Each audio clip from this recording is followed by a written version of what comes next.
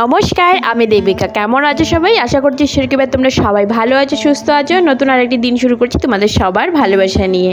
আজকের দিনটা খুব ভালো, কারণ বৃষ্টি হচ্ছে, বেশ ঠান্ডা ঠান্ডা ওয়েদার, আর বাইরে ঝমঝমিয়ে বৃষ্টি হচ্ছে। আর এটা দেখে সত্যি ভালো লাগছে যে এত দিন পর একটুখানি ভালো করে বৃষ্টি নেমেছে।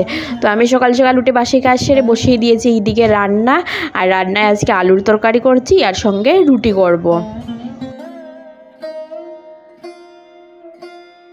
আলুর তরকারিটা বসিয়ে দিয়েছি, কালো জিরে, তেজপাতা, শুকনো লঙ্কা ফোড়ন দিয়ে তারপর আলুটা দিয়ে কিছুক্ষণ আলুটা ভেজে নিয়েছি। তারপর এটার মধ্যে আমি স্বাদ মতো নুন, হলুদ, জিরে গুঁড়ো দিয়ে দিয়েছি, আর আদা আর পেঁয়াজের একটুখানি বাটা দিয়েছি। সঙ্গে কয়েকটা কাঁচা লঙ্কা চিড়ে দিয়ে দিয়েছি। আর বরাবরের মতো আমি সবসময় কিন্তু কাঁচা লঙ্কা দিয়েই রান্না করি। আর কাঁচা লঙ্কার তরকারি খেতে খেতে অভ্যেসও হয়ে গেছে, আর খেতে কিন্তু স্বাদ মানে দারুণ একটা টেস্ট আছে কাঁচা লঙ্কার তরকারিতে। তবে কালারটা ভালো আসে না, তাই আমার তরকারি দেখবে সবসময় কেমন ফ্যাকাশে রং হয়, তার কারণ হলো কাঁচা লঙ্কার জন্য। আর আটার ডোটা রেডি করতে চলে এসেছি। তো একটুখানি নিয়ে নিয়েছি, নুন দিয়ে দিয়েছি, চিনি দিয়ে দিয়েছি, আর একটুখানি সাদা তেল দিয়ে দিয়েছি। সব কিছু ভালো করে মিক্স করে গরম জলটা দিয়ে দিয়েছি। আর গরম জল দিয়ে ভালো করে আটাটা এবার মেখে নেব। গরম জল দিয়েছি, গরম জলটা অনেকটাই গরম হয়ে গেছে, সেই কারণে হাত দিয়ে তো পারবো না, তাই একটা চামচ দিয়ে আগে মিক্স করে নিচ্ছি, তারপর হাত দিয়ে আটাটা গুঁদে নেব।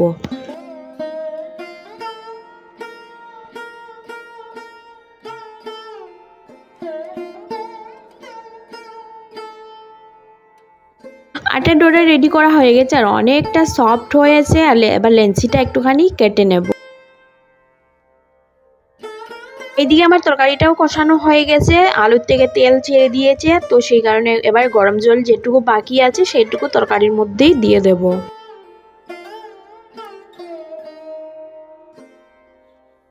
আটার হাত দিয়ে বারবার নাড়াচাড়া করে দিচ্ছিলাম যাতে নিচের দিকে জলে না যায়, তাই আটা পরে দেখো চুলাটা একদম মেসি হয়ে গেছে। তো একটা কাপড় দিয়ে আগে একটুখানি মুছে দিলাম, কারণ মেসি দেখতে একদমই ভালো লাগে না।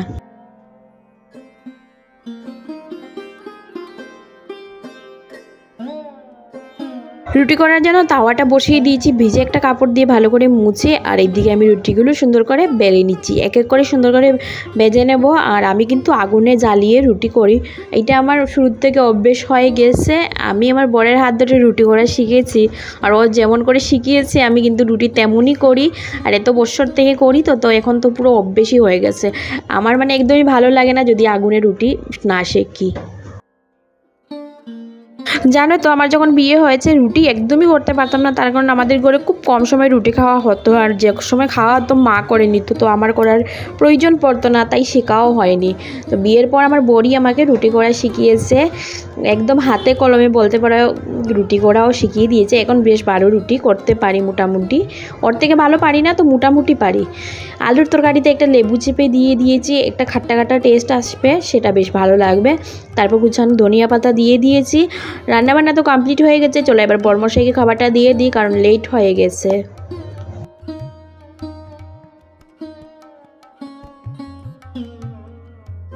আজকে যেহেতু বাইরের ওয়েদারটা ভীষণই মিষ্টি, তাই ভাবছি চলো তোমাদের সাথে একটা হেয়ার কেয়ার রুটিন শেয়ার করা যাক।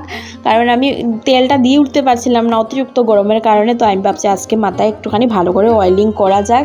তাই দেখো আমি যেভাবে হেয়ার অয়েল করি সেটাই তোমাদের সাথে শেয়ার করছি। এরকম করলে তোমাদের যে চুলটুকু ঝরে যাবে, মানে চুল পড়ার সমস্যা নিয়ে তো আমরা সবাই ভুগছি এখনকার সময় না, সবার চুল পড়ে, কারণ আমরা ওই হেলদি খাই না, হেলদি খাওয়া দাওয়া করি না, সবচেয়ে বড় কারণ কিন্তু এটাই। তাছাড়া অনেক ধরনের আরও নানান প্রবলেম আছে, তার মধ্যে এইটা একটা প্রবলেম। তো আমি ভাবছি চলো, কারণ পেঁয়াজের রস আর নারিকেল তেল একসঙ্গে মিক্স করে লাগালে না ছোটো ছোটো কিন্তু চুল অনেক গজায়। তো এইটা তোমরা সপ্তাহে 2-3 দিন করতে পারো, 2 দিন করলেও চলবে, 3 দিন পারলে 3 দিন করো, আর রেজাল্ট কিন্তু 1 মাসের মধ্যেই দেখতে পাবে। পেঁয়াজের রস আর নারিকেলটা ভালো করে একসঙ্গে মিক্স করে নেবে আগে একটা বাটির মধ্যে। আর তারপরে না সামনের দিকটাতে আগে লাগাবে, কারণ আমাদের সামনের সাইডের চুলগুলো আমার মনে হয় আগে গোজা, কপালটা যেন দিন দিন বেড়েই চলেছে, আমার সাথেও এটাই হয়। তারপর পুরো মাথাতে এমনভাবে মানে মাসাজ করবে, চুলের গোড়ায় গোড়ায় তেলটা লাগিয়ে। আর দেখবে চুলের গোড়াতে মানে মাসাজ করলে না ব্লাড সার্কুলেশনটাও খুব ভালো হয়। তো আর অনেক ভালো করে করবে, আধা ঘন্টা সময় নিয়ে, দেখবে অনেকটা আরাম পাবে, খুব ভালো ঘুমও আসবে রাত্রিবেলা। তো যাই হোক, আমি না এটা করে নিয়েছি। আর এখন না এই 2-3 ঘন্টার মতো রেখে দেবো, যাতে আমার ঘরের কাজকর্ম হয়ে যায়। আর স্নান করার সময় ভালো করে শ্যাম্পু করে ধুয়ে নেব। পেঁয়াজের রস লাগিয়ে যেমন এমনিতে তেল লাগালে কি হয়, রাত্রিবেলা লাগিয়ে সকালবেলাও হেড ওয়াশ করা যায়, কিন্তু পেঁয়াজের রসে একটা বাজে স্মেল হয়। তো এটা স্নানের আগে লাগিয়ে, মানে স্নান করার আগে লাগিয়ে নেবে। তারপর আধা ঘন্টা 1 ঘন্টা যতটুকু সময় পারো মাথায় রেখে তারপর হেড ওয়াশ করে নেবে। তো আমিও সেইটা করব, তেল লাগিয়ে নিয়েছি। আর একবার দেখো ঘরের কাজকর্মগুলো সারবো, তারপর হেড ওয়াশ করে নেব।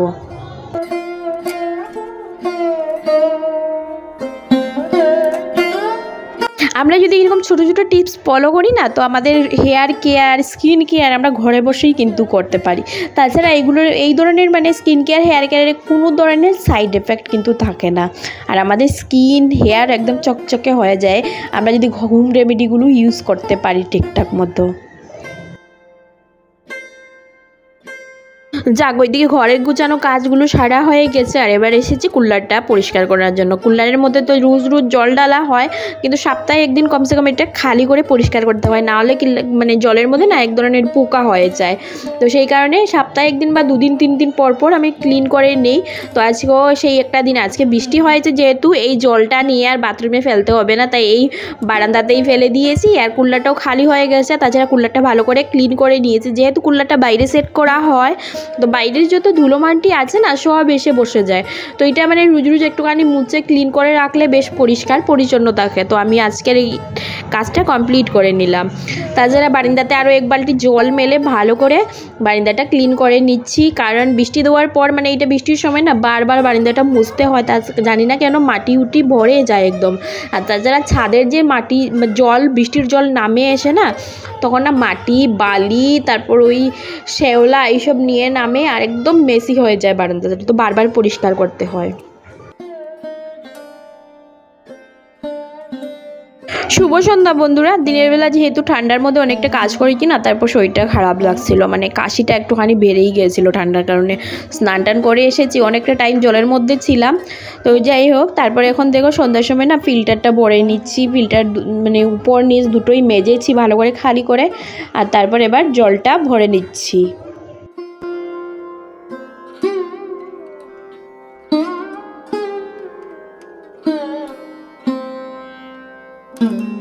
দিনের বেলা যেহেতু কুলারটা খালি করেছি, তো ওইদিকে বড়মশাই কুলার ভরছে আর আমি এইদিকে খাওয়ার জন্য ফিল্টারের জল ভরছি।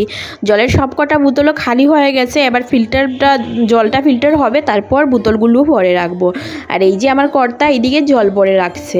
আর এখনও কিন্তু পুরোপুরি সন্ধ্যা হয়নি, এখন এই 7:30 8টা মতো হবে, কিন্তু অন্ধকার এখনও পুরোপুরি হয়নি।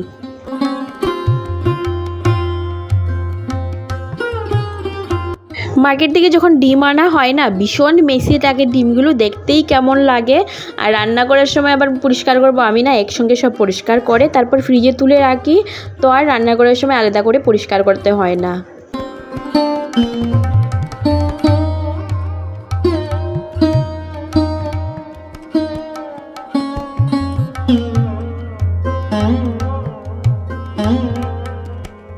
তো দেখো বন্ধুরা, ডিমগুলো কি সুন্দর মেজে ঘষে ধুয়ে একদম চকচকে করে নিয়েছি। আর এবার নিশ্চিন্তে ফ্রিজে রাখা যাবে।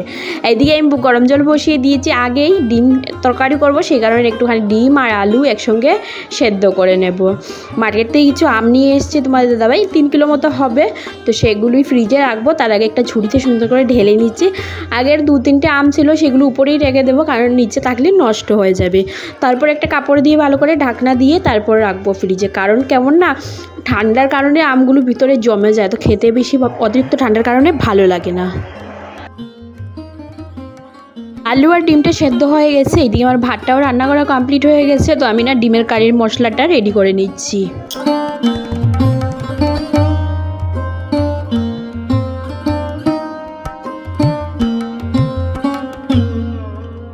মশলাটা ভালো করে কষিয়ে নিয়েছি, মশলার তেল ছেড়ে দিয়েছে। আর এবার আলুগুলো ভালো করে কষিয়ে নেব যতক্ষণ আলুর গায়ে মানে মশলাটা মাখো মাখো না হয়ে যাচ্ছে।